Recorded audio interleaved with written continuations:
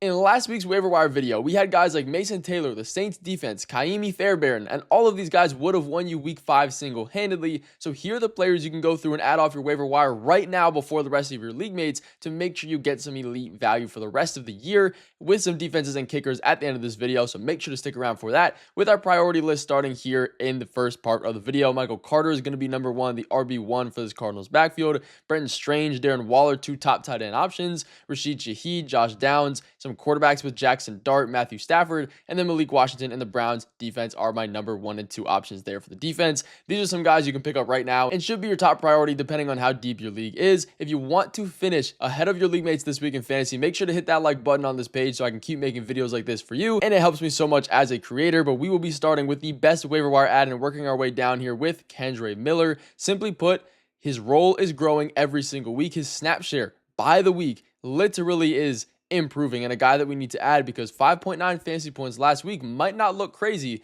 but this is the second straight week where he's seen double-digit carries, and he is more efficient than Alvin Kamara on a per-touch basis so far this season. To put it into perspective, week 4, Kamara had 49 snaps, 25 routes run out of the backfield, to Miller's 21 snaps and 6 routes run out of the backfield. Now in week 5, what we just saw in the win over the Giants here, Kamara had 37 snaps, a season low, with 19 routes compared to Miller at 26 snaps and 9 routes run, quickly becoming a split backfield. Kamara is still the goal line back. He's getting 100% of the opportunity there and the 2-minute drill, which is very good and solid for him. But in short yardage situations, in early down snaps, Kendre Miller is coming in and working with a lot of this usage. I'm trading Kamara as soon as I possibly can. I honestly think that this Saints team will trade Kamara or could trade Kamara at some point in the year because they are not winning very many games. Get the money off the books, making Kendre Miller that much more of an upside play, especially if he keeps coming on this trend of being efficient and getting more usage. Just like Mason Taylor, who another guy we called out a couple weeks ago, very high success rate on that stash video again. So make sure you guys are subscribed to this channel if you're not already. We are growing at an insane rate. Shout out to every single one of you guys. While you do that, this man just had his, I guess you could say, breakout game. 17.7 fantasy points, catching 9 of his 12 targets for 67 yards. No pun intended there. He still hasn't scored a touchdown yet, and he's putting up these kinds of numbers. Now, last week, that was a 27.3% team target share, leading the team over Garrett Wilson, who is their number 1 option, of course. It's exactly like we said a few weeks ago.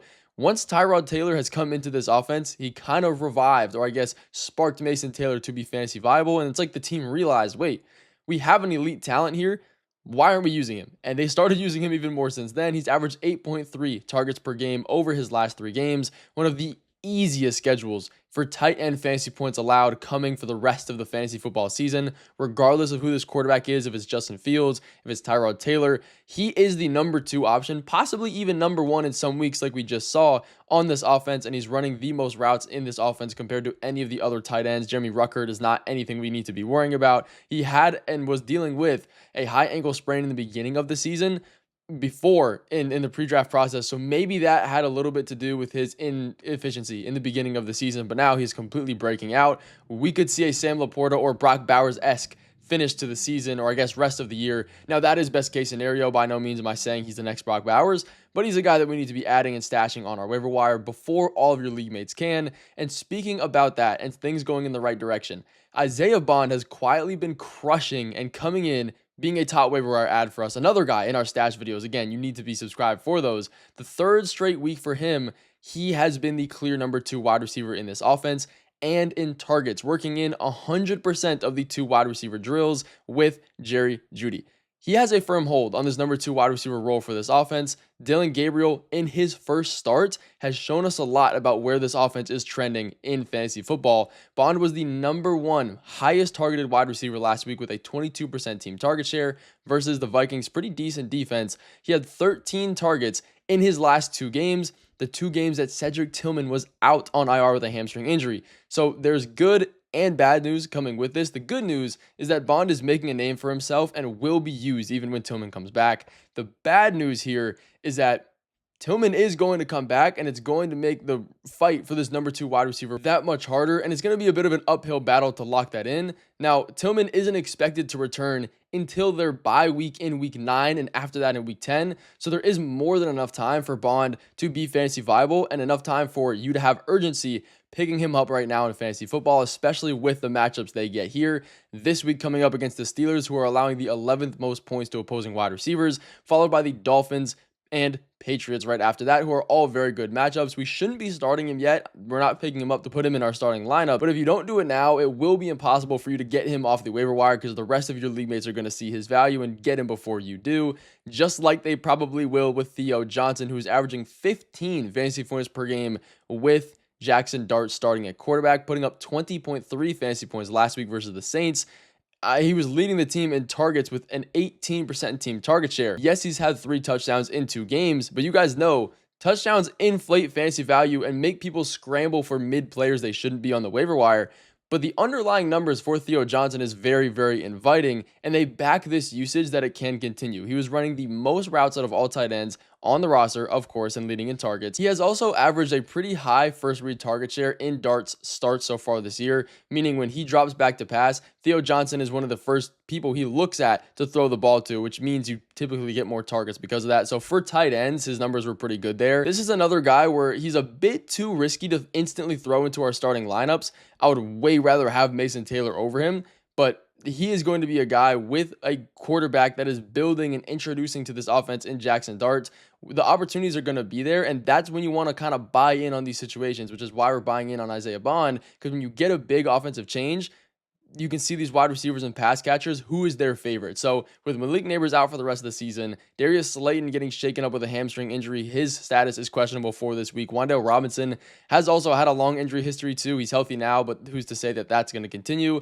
There is a path here for Theo Johnson, and that's exactly what we want to see for these lower level waiver wire targets. But there is a huge path for Tyjae Spears, who is one of the top running back options coming into week 6 on the waiver wire, which might surprise you a little bit because you look at his fantasy points, only 1.4 against the Cardinals, extremely terrible, especially in a game that they won, but he was extremely restricted in his snaps, only 25%, but what we did see with the usage that he got was extremely, extremely positive and exactly what we expected. In his 17 total plays that he was on field for last week, he ran 10 routes and 4 rushing attempts for 14 yards. So he was used. And more importantly, Tony Pollard's snap share dropped from the 90s on average to the 70s. I believe 73% exactly in Tyjae Spears' first game coming off of IR. Spears is only going to work into this offense more and more as the year goes on. This is the baseline of what we can expect for Tyjae Spears. Now, yes, a 1.4 fantasy point baseline is not very good, but even though he didn't come away with any receptions, he still ran 10 routes out of the backfield compared to Tony Pollard, who ran 29. When you look at the differences in how often they were on the field and their snap share, that's a pretty solid sign. And he is a capable pass-catching running back if you look at last season. The only downside is that Cam Ward doesn't necessarily throw checkdowns at a very high rate, so it's not like he can just be on the field and only get targeted and he'll be fine, because he probably won't. We have to treat him just as a premier handcuff. The offense is still really bad and a lot of question marks to come. It should get better at some point in the year. He's still a guy that we want to roster. Again, if Tony Pollard ever goes down, he's coming in 1-to-1 for that Tony Pollard role. We've seen him do it before, but just know you're not throwing all your waiver priority or fab on him just to be a handcuff that's never going to play. Like, he is a stash guy that we can have on our roster that does have some upside eventually. But you should also go through and get Jalen Coker, expected to make his return this week against the Cowboys, which, by the way, is one of the most positive matchups in allowing fantasy points to wide receivers. He is atop the charts as far as this week's waiver wire priority. He will come in and instantly be the number 2 wide receiver behind Ted McMillan. Xavier Legette is getting the most snaps behind him right now. Last week, he saw 55 of the total 70 snaps. He ran 27 routes, only came away with 3 targets, despite Young's 30 passing attempts. So it's definitely not very inviting. And on a per touch basis, he really isn't that efficient outside of the random touchdowns that he's going to score. So there is no real competition outside of Ted McMillan, who will obviously be the number 1. But if anything, he's going to help this offense stay on field and stay being efficient. And Coker will come into this slot wide receiver role, which we've seen For the Panthers, for every single team in the NFL, slot wide receivers typically get targeted at a higher rate because their average depth of target is a bit lower and they can just rack up those PPR points. So he's going to come into a team that is top 10 in passing attempts. They get some very, very positive matchups coming against the Cowboys this week, then the Jets and the Bills. If you don't add him now, it's going to be very, very difficult to get him over your league mates later. And if you need a quarterback or even want to play defense on your league mate that you're playing against that needs a quarterback, you should go through and get Mac Jones. He is rostered in less leagues than Matt Stafford. He is my number one option, but he gets a really good matchup against the Tampa Bay Buccaneers. It looks like Brock Purdy is going to be out for another week. If that is happening, again, one of the most positive matchups for quarterback points allowed. Jones is already averaging 20 fantasy points per game in his 3 starts, now getting the best matchup that he's played so far this year. But the Packers defense is one that needs to be added to your roster. They get a matchup against the Bengals.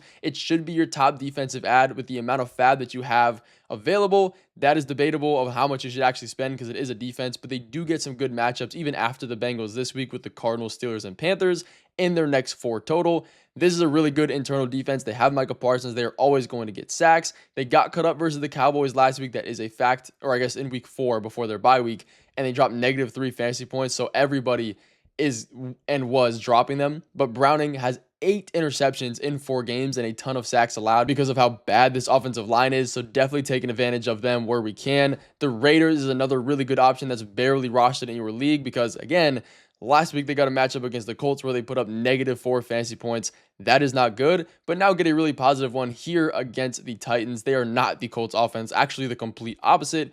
Their offensive line is really bad. We can expect a lot of sacks and possibly some interceptions there as well. But if you need some kickers, some of my top options are Brandon McManus getting the Bengals again. We just talked about how that's a good matchup, and Matt Gay versus the Bears. If you guys want more information on who to start and sit based on defenses, kickers, players, everything, I got you covered here. Make sure to subscribe if you're not already. That is going to finish out this video though. Thank you guys so much for watching, and I will see you in the next video coming tomorrow. All glory to the man above.